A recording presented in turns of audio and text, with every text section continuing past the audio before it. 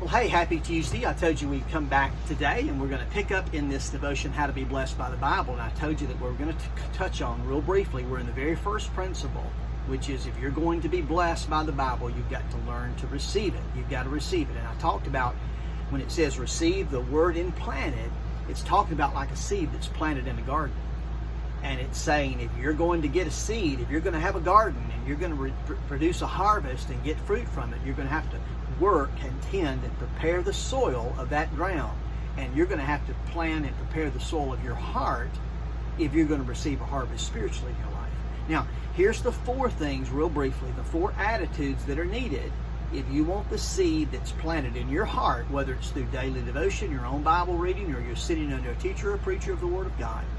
Here's the four things you've got to do. Number one, to hear the Word of God and be blessed, you've got to be careful. You got to be careful. James 1 verse 19 says this, "My dear brothers, take note of this. Everyone should be quick to listen, slow to speak, and slow to become angry." Be careful. That phrase, take note of this. That's how it's translated in the New International Version. Take note of this. You know what that means? It means be careful and give this your full attention. Let me ask you something. How good a listener are you? Oh man, I'm preaching to the choir now, and I'm the choir. I am not a great listener.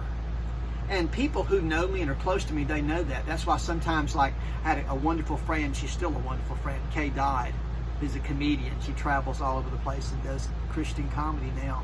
And she would know whenever she'd need to talk to me, she didn't grab my ears, but she'd kind of get me by both cheeks and she'd hold it like this and she'd look at me. She'd say, "Now, Steve, listen to me. Listen to me." You know why she'd do that? Because she knew I'm a pretty bad listener, and it's really hard to get my attention, and when you get it, it's really hard to keep it. I'm a little hyper. She figured that out. She must have a spiritual gift of discernment. She figured out that I was a little hyper, and she had to kind of bring me in and say, "Now listen, are you listening to me?" Because she knew just because I was looking at her didn't mean I was listening to her. She knew just because I said I was listening to her didn't mean I was listening to her. She knew me well enough to know, I need you to give me your undivided attention. If you want the Word of God to take root in your heart, when you're listening to a preacher and when you're listening to a teacher and when you're reading the Word, give it your full attention. Be a good listener. The second thing is to hear the Bible, hear and be blessed, you've got to be careful. The second, to hear and be blessed, you've got to be calm. Okay? It says, "So then, my brethren," verses 19 and 20 of James 1, "let every man be swift to hear, slow to speak," watch this, "slow to wrath. For the wrath of man does not produce the righteousness of God." Now you say, well, what does that mean? Here's the principle that I would teach connected to that phrase. Slow to wrath, for the wrath of God doesn't produce the righteousness of God.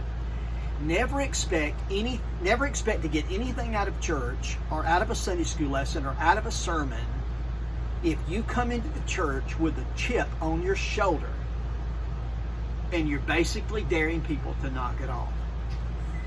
Okay? Don't come to church with a chip on your shoulder. How calm are you on Sundays? Well, you say, "Pastor Steve, you don't know how hectic my life is. You don't know the mess that it takes just to get dressed and ready for church on Sunday morning." You know what some of you probably need to do? You probably need to spend more time praying on Sunday morning than spraying. We spend a lot of time spraying under our arms and spraying our hair and getting ourselves physically ready for church. You know what? I wonder what would happen if you took half the time you spend spraying on Sunday mornings and spend it praying on Sunday morning. What would it be like if you took as much time to prepare spiritually for a worship service as you do physically for a worship service.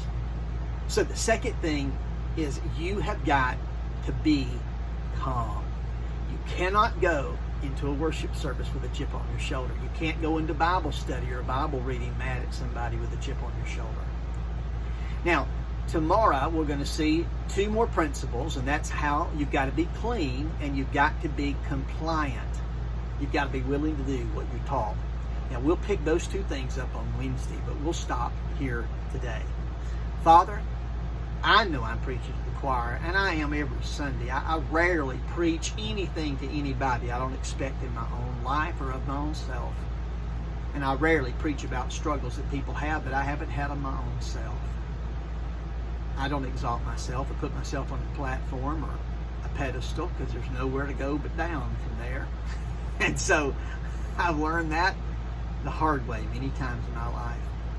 So Father, I pray you'll help me with humility to teach these people things that I myself have learned. I am blessed by the Bible. I love to be preached to. I love to be taught. I love to read the Bible, and I've learned to be blessed by it. And I want to be able to teach these people how to do the same. So bless me and help me to do that, Jesus. In your name, I pray. Amen. God bless you, and I will see you on Wednesday.